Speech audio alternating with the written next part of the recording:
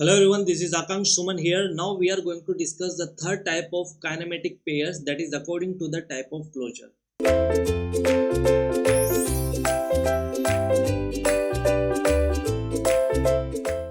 We have classified the kinematic pairs into three categories, that is according to the type of contact, according to the type of relative motions, and the third is according to the type of closures. Okay. According to the type of closures, we have classified kinematic pairs into two categories. The first is self-closed pair and the second is force-closed pair.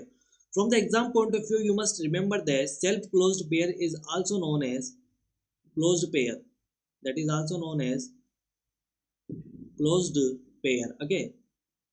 And it is lower pair. That is very important, that self-closed pair are considered as lower pair. And the another thing that you must remember, that self-closed pair are permanent contact. When there is a DOE link making self-closed pair, there will be permanent contact between them. So that is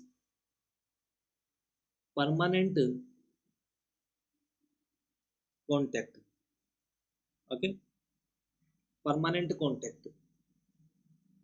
Now second is force-closed pair. Force-closed pair is generally known as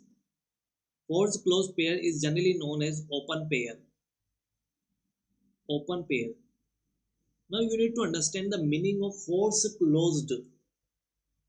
That means there is force which is working between the links in order to make contact between them. Okay, if there is no force, there will not be contact. Okay, so that is also known as open pair, and I can say this is the temporary contact. Okay, yeah, you can say this is the forceful contact also. This would be the suitable forceful contact.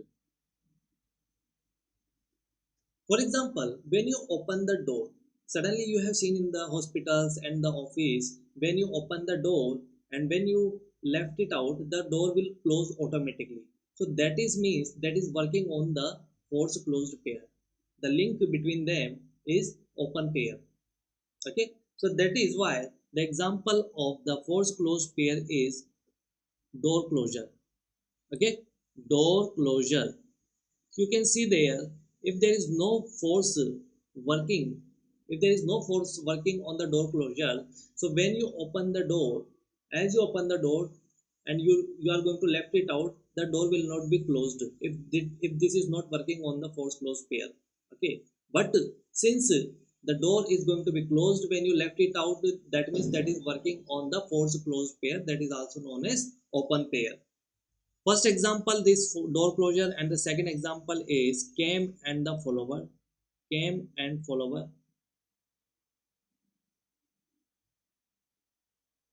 Why came and follower? See here.